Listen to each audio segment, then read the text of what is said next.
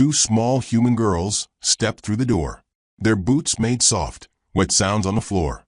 One carried a cracked datapad. The other clutched a cloth bag that jingled with coins too old for this century. They couldn't have been older than 8 and 10. Both wore patch coats, the kind handed out in refugee docks, and the older one's cheek bore a fading bruise shaped like a hand that hadn't deserved to live. The bar fell silent, not from pity, but from the quiet superstition that followed humans wherever they went now. The bartender, a six-eyed Glaran with a face like wrinkled coral, scraped his throat. "Kids," he rasped, "you're in the wrong place. Outpost 37 don't do charity." The older girl's voice trembled, but didn't break. "We're not here for charity. We're here to hire someone." That earned a few low chuckles from the mercenaries and smugglers scattered around the room. A lizard-skinned trader leaned back, his voice oily. "Hire someone, eh? What are you paying with sandwich crumbs and bedtime stories?" The younger girl raised the bag. It jingled again. "Old Earth silver," she said softly. And our mom's name." That silenced even the drunks. The bartender's fingers froze mid-polish on his glass. His 4 lower eyes blinked nervously, while the upper pair shifted toward the far corner booth, where a man sat alone. He hadn't moved since the girls entered. A human, broad-shouldered, silver-haired, and still a stone. His coat was dark, lined with rain, and his gloved hands cupped a small ceramic teacup that looked absurdly delicate in his grasp. Steam curled up between his fingers, catching the faint blue light like a ghost refusing to die. The bartender lowered his voice. "If you're smart, little ones, you'll leave that one alone. That's not a man. That's a story that kills people who tell it wrong." The older girl didn't look away. "We were told to find him." The Glaran hissed through his gills. "Then I'll pray your mother taught you how to say goodbye." The man in the corner finally spoke, his voice low and smooth, carrying the kind of politeness that made predators nervous. "Let them speak," he said, without looking up. The girls hesitated only a moment before walking toward him. The older one placed the datapad on the table. The younger one set down her bag of coins. Both stood straight. The man's gaze lifted, slow as dawn. His eyes were gray, too calm, too aware, and in their reflection, the bar's flickering lights seemed to flinch. "Who hurt you?" he asked quietly. The older girl swallowed hard. "The Empire," she whispered. "They killed our mom. She was a diplomat. They said she was lying when she said peace was possible. They beat her. On the broadcast. Everyone watched." The man's expression didn't change. Only his hand tightened slightly on the teacup before he set it down, gently, precisely. "I see," he murmured. "And what do you want me to do?" The younger one stepped forward. "We want you to make them sorry." For a long moment, the only sound was the rain striking the roof. Then the man leaned back, sighing through his nose as if the universe had just reminded him of an old debt. "You're too young to understand what you're asking." The older girl's chin trembled. "We understand enough. You're Baba Yaga." That name moved through the room like a current of electricity. The lizard trader nearly dropped his drink. The Glaran bartender muttered a curse and backed away, as if the syllables themselves carried radiation. The man's smile was small, almost kind. "That's what the aliens call me. Your people once had another name for it, a bedtime story that eats nightmares." He gestured toward their coins. "Keep your silver. I'm not for sale." The older girl's eyes filled with tears, but her voice sharpened. "Then do it for her." She tapped the datapad. "This is her message. She made it before she died. She said someone would find you. Said you'd listen." He hesitated, then turned the datapad on. A flickering hologram appeared, an image of a human woman, exhausted but dignified, her diplomat insignia still gleaming faintly through bruises. "If you see this," she said, her voice steady, "they've killed me. But they've made a mistake. They've hurt something they don't understand. You taught me once, Ivan, never threaten what you plan to forgive. I forgave them. I hope you won't." The projection ended. Silence swallowed the bar again. Ivan, though no one had spoken his name aloud in years, closed the datapad gently, as if it were a fragile bone. He looked at the girls, then at the rain sliding down the window like slow tears. When he finally spoke, it was the sound of a man remembering how to hate with precision. "Eat first," he said quietly. "Revenge waits. Hunger doesn't." He motioned to the bartender. "2 plates. Something warm." The Glaran hesitated. You're not serious." Ivan's gaze cut to him. "Please," he said politely. The please carried the weight of a firing squad. The bartender scuttled away. The girls sat. Steam rose from the stew placed before them. Alien tubers, thick broth. They ate slowly, as though afraid it would vanish. Ivan poured himself another cup of tea. "Your mother," he said after a while, "was she working on anything before she died?" The older girl nodded. "She said she was close to something big. Something called Project Harvester. She said it could stop wars." Ivan's brow furrowed. "Harvester," he repeated softly. "That's not diplomacy. That's extraction." He reached into his coat and pulled out a single silver coin, old and worn, engraved with a woman's face and the word YGA. He placed it on the table beside the datapad. "When I was young," he said, "they told me humanity would change the stars with kindness. They were half right." He rose, stretching slowly, joints popping like old machinery reawakening. "I thought I was finished with this. Guess the galaxy disagrees."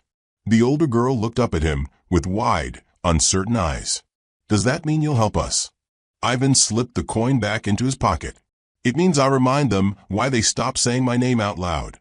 He turned toward the door, pulling his coat tight against the rain. The younger girl scrambled after him, nearly tripping on her bag.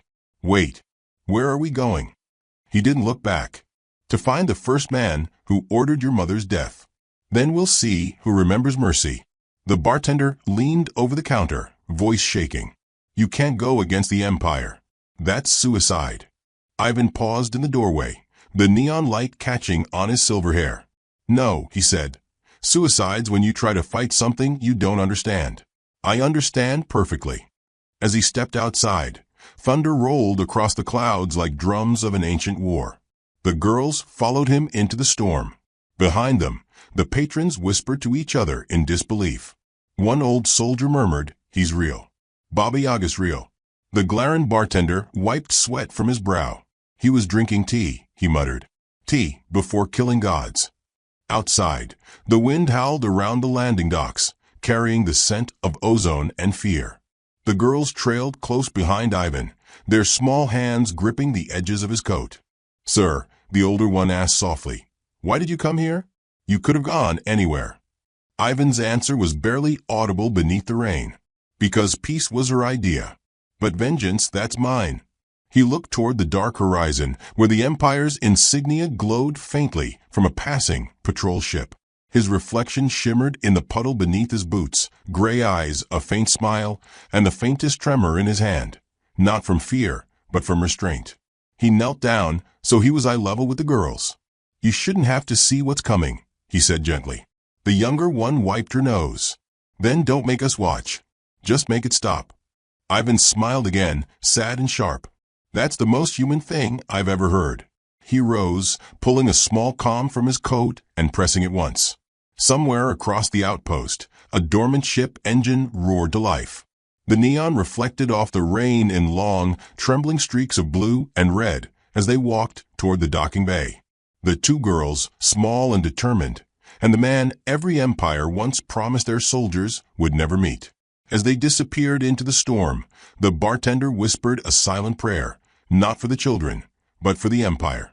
Because everyone knew what came next. And as the comms across Sector 37 crackled with interference, one old Imperial transmission flickered alive for the first time in decades. Codename: Alibaba YGA, status: active. The freighter Clementine cut through the gray clouds of Kilos 9 like a scar across a dying sky. It was an ugly ship, all patchwork armor and humming conduits, but it flew quietly, like the man who owned it. Inside, the two little girls sat at a rusted metal table, their legs too short to touch the floor. Ivan poured hot water from an ancient kettle into tin cups, the smell of black tea filling the small cabin. "You know," he said, watching the steam twist, "in my time, this was called breakfast. A sacred ritual, before doing something stupid." The younger girl wrinkled her nose. It smells funny. That's experience, he replied, smiling faintly. You'll learn to like it. Humans always do. He handed her a cup anyway. She tried a sip, made a face, and he laughed, a quiet, unexpected sound, like gravel rolling down a gentle hill. For a moment, the tension in the air thinned. But when he turned toward the window, his eyes reflected the flickering light of the planet below, orange skies, ash storms, and the faint glimmer of an imperial outpost buried in the dust. Kilos 9 had once been a trade hub. Now it was a junkyard for old ships and older debts. The perfect place to find a trail no one wanted found. When the ship landed, the heat hit them like a furnace. Ivan adjusted his coat, then handed the girls dust masks. Stay close, he said. Smile when you can. People here fear politeness more than guns. They walked through the market, a maze of stalls selling engine scraps, dehydrated algae, and authentic human relics that were clearly plastic knockoffs. A cluster of aliens argued over a broken toaster labeled Terran War artifact. Ivan paused long enough to plug it in, fixed the fuse with his pocket knife, and handed it back humming. That's how we won most of our wars, he murmured, almost to himself. Appliances and stubbornness. The girls giggled, though they didn't really understand. He led them toward a steel door guarded by a four-armed creature with skin like wet marble. The alien's eyes narrowed. No humans allowed. Ivan smiled. Good thing I left my humanity at the door. The alien blinked. What? By the time it realized what was happening, Ivan had already twisted its arm and tapped a nerve cluster that made the creature collapse in a groaning heap. He set the guard gently against the wall, brushing imaginary dust off its shoulder. You'll wake up in 5 minutes, he said kindly. You'll wish you hadn't. Inside was a dim chamber filled with flickering holoscreens. At its center sat a wiry creature with translucent skin and a breathing mask shaped like a broken smile. Its many fingers typed across a glowing console. Ah, it rasped. The ghost of Earth walks in. To what do I owe? Ivan poured 2 cups of tea from a thermos and placed one in front of it. Information, he said. And courtesy. The broker's fingers twitched. You think tea buys secrets? No, Ivan said, taking a sip. Tea buys time. Secrets cost more. The alien studied him, then leaned closer. You're looking for the Harvester program. Ivan's silence was answer enough. The broker sighed through its mask, condensation fogging the glass. They moved it off-world months ago. But fragments remain. Prison records. Diplomat archives. Names. The one who ordered your woman's death was Admiral Kess Thorin. He lives well. Ivan's hand stilled on the table. Location. Dominion Crown. Imperial Seat. He let the words hang. And you expect me to believe that? The broker's voice turned sly. I expect you to survive long enough to prove it. And if you do, tell them who told you. Ivan stood, leaving a small pouch of coins. If I told them, he said softly, you wouldn't have a mouth left to lie with. As they left, the younger girl whispered, Did you hurt him? Not yet, Ivan replied. He's still useful. They turned down an alleyway, and the world exploded. A line of plasma fire scorched the air beside them. Ivan yanked the girls behind a crate as a squad of armored mercenaries charged in, their weapons humming blue. He ducked through a flash grenade that burst into white smoke and moved like something mechanical and alive. Each shot he fired was deliberate. No wasted motion.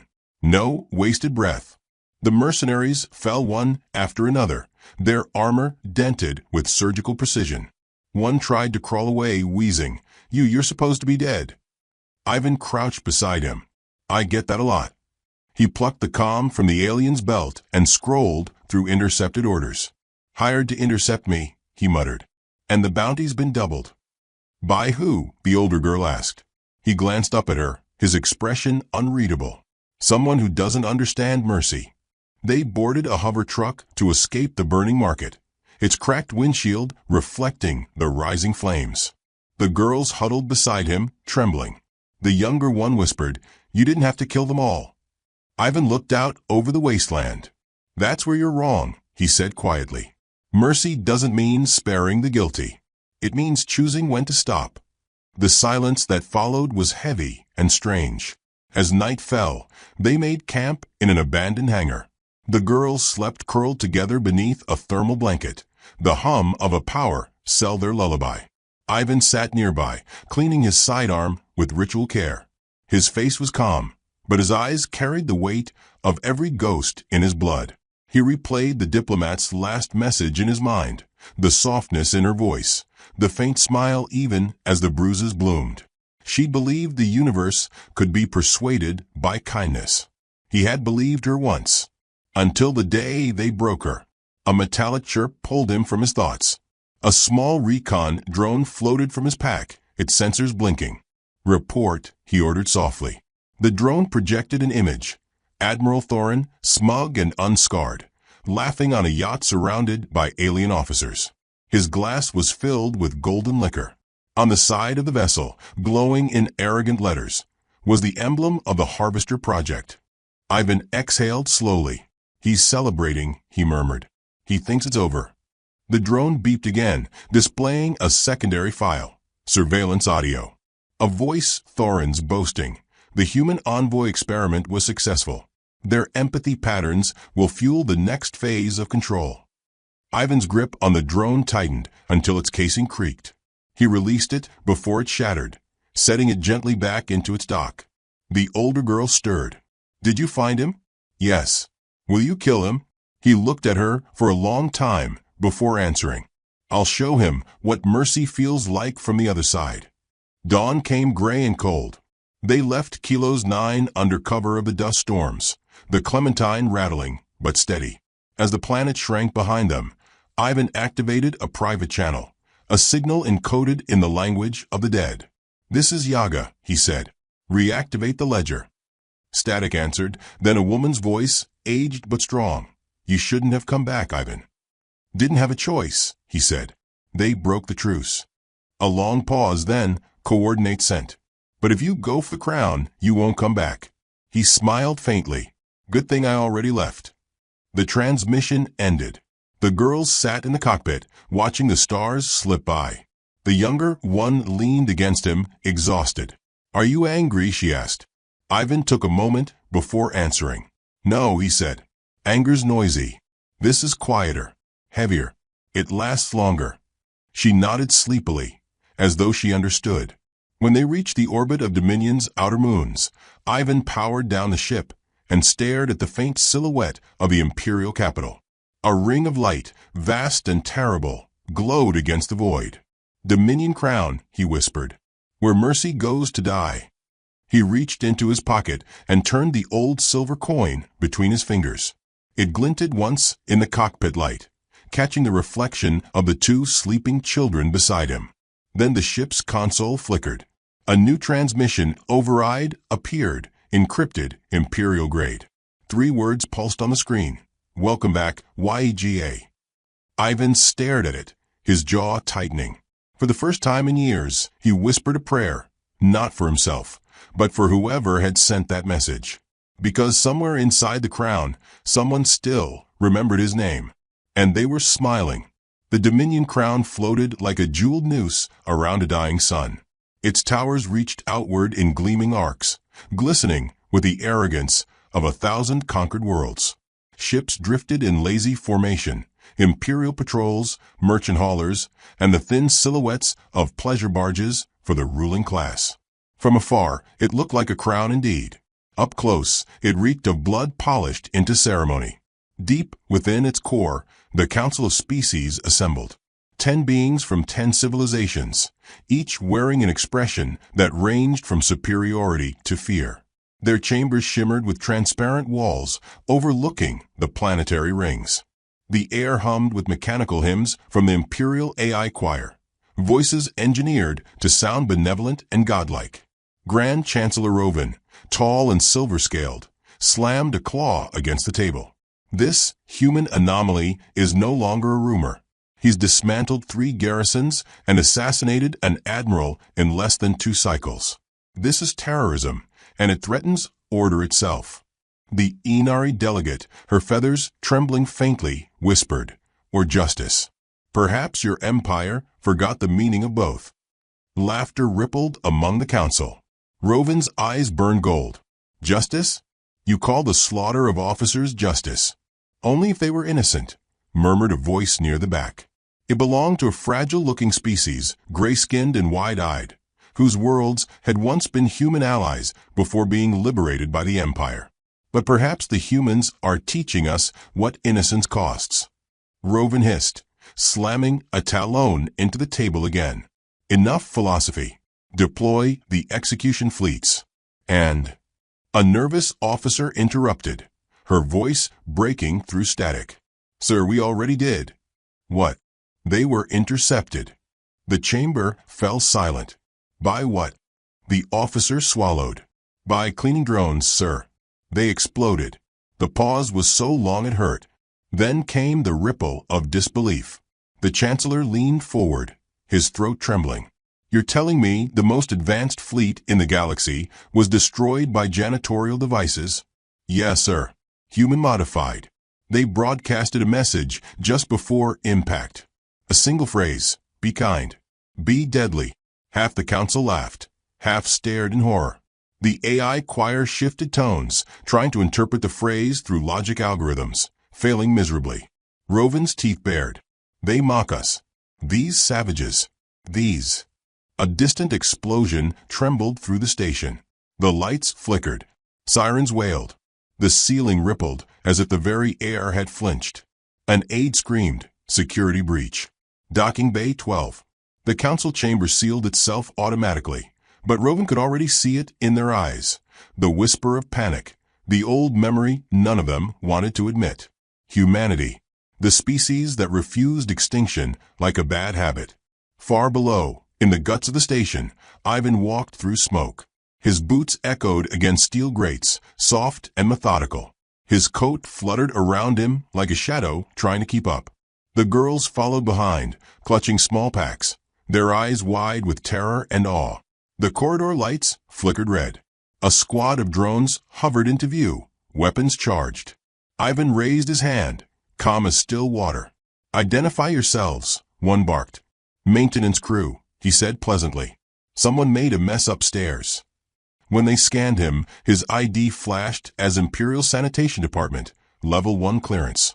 Then their sensors began to glitch. By the time they processed the false data, their power cores detonated. The blast painted the walls in flickering firelight. The older girl flinched, covering her sister's ears. Do you have to kill everyone? She asked softly. Not everyone, Ivan murmured. Just the loud ones. He opened a maintenance shaft, motioning them in. The passage reeked of oil and ozone, the hum of the station's heart pounding all around. He climbed like a man who'd done this before, calm, unhurried, never looking down. As they reached the upper decks, the older girl whispered, How did you know where to go? Ivan's voice was barely audible. Because I helped build part of this place. Long time ago, when humans were still guests instead of slaves. They emerged into a quiet corridor lined with portraits, alien admirals in ornate armor, smug faces immortalized in digital paint. At the end of the hall, a single human portrait stood among them, worn and nearly erased. A woman's face. The diplomat. Her eyes were bright even through the dust. The younger girl reached for it, her fingers trembling. That's her. Ivan knelt, brushing the plaque clean. It read, Ambassador Ilara, Human Representative, Peace Accord Initiative. Someone had scratched a single word beneath it. Traitor. He stared at that word for a long, dangerous second. Then he stood and turned toward the command wing. In the chamber ahead, Admiral Thorin poured himself a drink, his scales catching the gold light. So, he said aloud, to no one in particular, the ghost finally comes knocking. Ivan stepped into view, calm and smiling. You've been expecting me. Thorin raised his glass. The Empire has its protocols. When a legend returns, we prepare a toast. You killed a woman who believed you could be better, Ivan said quietly. How's that working out for you? Thorin laughed. Yes, the diplomat. Beautiful, naive. She thought kindness was armor. He leaned back, smug. Tell me, Yaga, did you come to avenge her or to confess that she was wrong about us? Ivan's smile thinned. Neither. I came to show you what she meant. He moved faster than the alien could blink. The glass shattered, liquor spilling like blood. Thorin slammed against the wall, Ivan's blade at his throat. She forgave you, Ivan whispered. I don't. Thorin struggled, choking. You can't stop us. The Empire is the galaxy. Ivan pressed the blade deeper. Then the galaxy needs pruning. He looked over his shoulder at the girls watching from the doorway. Close your eyes, he said softly. They didn't. When it was done, Thorin's body slumped, eyes frozen in disbelief. Ivan cleaned the blade, sheathed it, and tapped into the Admiral's terminal. Holograms flickered, records of torture sessions, data extractions. The Empire's new experiment labeled Project Empathy. It wasn't about diplomacy.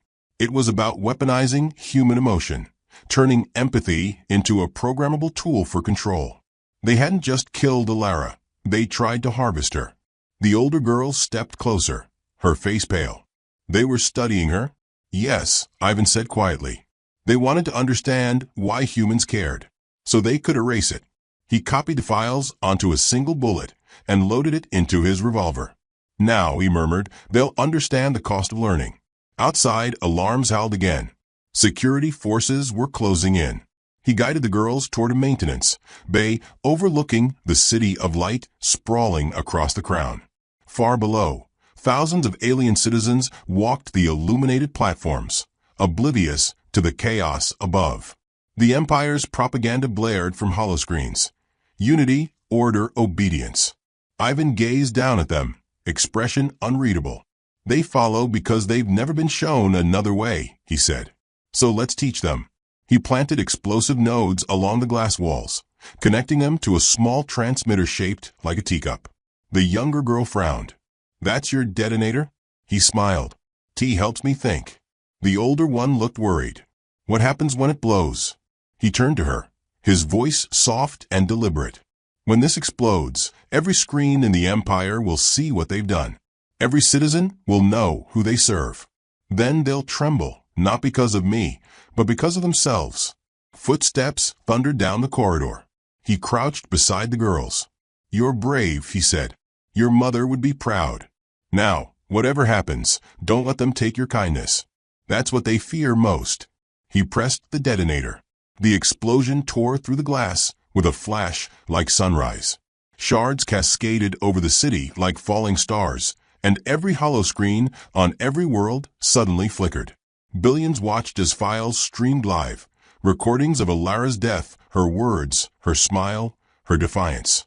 And then a single human voice echoed across the galactic network, calm and haunting. If you hurt what we love, we will remember you in the way only humans can, by teaching your children why they should never become you. In the chaos, Ivan guided the girls into an escape lift. Fire reflected in their eyes as alarms wailed through the spire. The older girl whispered, "Did we win?" He stared at the flames rising below. "Not yet," he said. "They haven't started to panic." A shadow fell over them as the lift ascended toward the outer deck. Through the smoke, something massive stirred. Imperial warships repositioning, converging like vultures over prey. The younger girl pointed. "They're coming." Ivan's eyes gleamed. "Good," he said, drawing his gun. "I was starting to think they'd forgotten me." As the lift doors opened to the roaring winds of space, a dozen spotlights locked onto them. From the speakers above, the AI choir whispered in perfect harmony, "Welcome home, Baba Yaga." He smiled faintly, the barrel of his gun glinting in the storm. "Then let's make it unforgettable." Below him, the Empire's fleets moved into formation, massive ships of black alloy, their engines roaring like an orchestra of gods preparing judgment. Every weapon turret locked on the spire. Every commander barked orders. And still, the lone human stood there, a single figure between a dying empire and the truth it had tried to bury. "Ivan," the older girl shouted above the wind. "They'll destroy everything." He didn't turn. "That's the idea." She clutched his sleeve. "But there are people down there, innocents." That made him pause. He looked over his shoulder. Her eyes, too brave for her years, were her mother's eyes. "You sound like her," he said softly. "And you're right." He pressed his hand against the console, overriding the defense grid.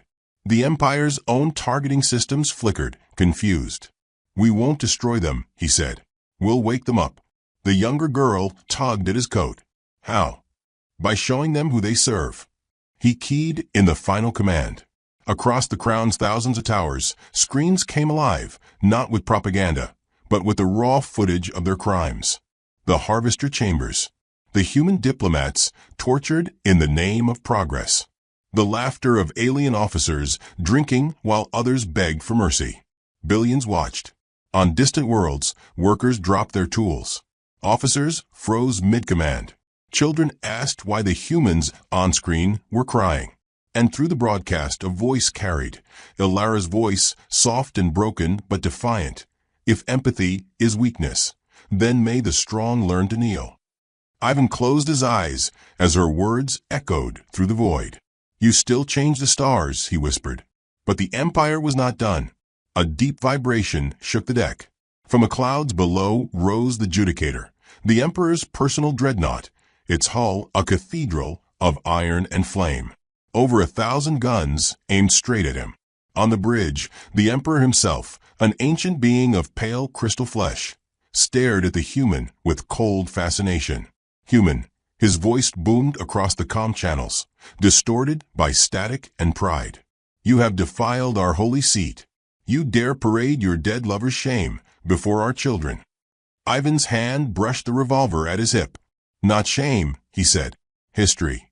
"You think you can threaten an empire with stories?" the Emperor sneered. Ivan smiled faintly. "Stories built yours." The Emperor's fury crackled. "You are nothing. Then why are you afraid?" The Emperor gave the order. 1,000 beams erupted at once. White light consuming everything. The spire shattered, the shock wave throwing the girls to the floor. Metal screamed. Fire bloomed like a second sunrise. But when the light cleared, Ivan still stood, shielded by a shimmering field. The coin in his pocket glowed with faint silver energy. He looked down at it, then up at the dreadnought. "She planned for this," he murmured. "Of course she did." The girls gasped. "What is that?" "Her insurance policy," he said. "Love, encoded in physics." He raised his revolver, its chamber spinning. Each bullet hummed faintly, microdrives pulsing with stolen data. "The Empire believed they could weaponize empathy," he said quietly. "They succeeded, just not the way they wanted." He fired once. The bullet tore through the vacuum like light given purpose. When it struck the dreadnought, the data inside unfolded, a virus not of code, but of memory. Every soldier aboard suddenly felt what the humans had felt: the fear, the pain, the compassion. The borrowed memories of every victim poured into them like fire through veins. The Judicator's guns fell silent. Its engine sputtered. Some crew screamed. Others dropped their weapons, weeping. Even the Emperor staggered, clutching his head. What have you done?" "Given you what you wanted," Ivan said. "Understanding." The dreadnought shuddered. The Emperor fell to his knees. We were gods." "No," Ivan whispered. "You were children who never learned guilt." He holstered the revolver, then turned to the girls. "Time to go." They ran to the escape shuttle, ducking beneath collapsing beams. The floor buckled. Steam hissed through ruptured pipes. Ivan paused one last time at the viewport, watching the crown crumble like a dying constellation. Behind him, the older girl called. "Will they live?" "Some will," he said. "Enough to remember." The younger girl's hand slipped into his. "Then we did good." His answer was slow, almost tender. "We did necessary." As they launched from a station, debris drifted past them, shards of metal, fragments of banners, and one shattered piece of marble that still bore the imperial crest. It spun slowly in the void before dissolving into light. Inside the shuttle, silence reigned except for the hum of engines. The girls stared at him, their faces pale and streaked with soot. Ivan leaned back in his seat, exhausted, his hand trembling. "You did well," he said. "Both of you." The older one frowned. "What about you?" He gave a tired smile. "I'm just the delivery man." The younger girl tilted her head. "Of what?" "Consequences." They broke through the last layer of atmosphere. The stars stretched endless before them. Below, the Dominion crown exploded in a cascade of light that turned night into dawn across half the sector. The broadcast continued even as it burned, Ilara's final words looping through every channel. On distant worlds, revolts began. Soldiers refused orders. Citizens covered imperial crests with white cloth. Empires that had sworn loyalty to the crown began deleting its anthem from their networks. The galaxy was trembling, not from fear, but awakening. Ivan watched the view grow smaller, then powered down the shuttle's transponder. "We disappear now," he said. "Let the story spread without faces." The older girl nodded slowly. "You think they'll remember her?" He looked at the stars. "They'll remember what she made them feel. That's stronger than fear." They drifted in silence for a long while. The younger one fell asleep, her head resting on his arm. Ivan didn't move. He simply stared at the faint reflection of himself in the window, a man shaped by ghosts, carrying 2 small reasons not to quit. Then the console flickered. A faint signal. Encrypted. Familiar. He frowned and opened it. A woman's voice filled the cabin, calm and haunting. "Ivan, if you're hearing this, then you did it. But don't stop there. They'll rebuild. They always do. The secret isn't vengeance. It's what comes after. Teach them what we meant by mercy." The message ended. He stared at the dark for a long moment, eyes wet but steady. "Always the teacher," he murmured. The older girl looked up. Was that her? "Yes," he said softly. "And she's still right." He reached into his coat and placed the glowing silver coin in her hand. "Keep it. It's not for killing. It's for remembering." The child closed her fingers around it. "What will you do now?" Ivan stood, his silhouette framed by the faint gold of a newborn star rising ahead. "Same thing I always do," he said. "Clean up the mess." He stepped to the controls, set a course for the void, and watched the autopilot engage. The engines hummed low, steady, like the heartbeat of something that refused to die. As the shuttle vanished into hyperspace, the galaxy below began whispering a new phrase, one that would echo for centuries. Not as fear, but as warning. Be kind. Be deadly. And somewhere in the emptiness between stars, the man who had once been called Baba Yaga closed his eyes and smiled, not in triumph, but in peace. Because for the first time since the war began, the galaxy was quiet enough to hear itself breathe. And that was how humanity won.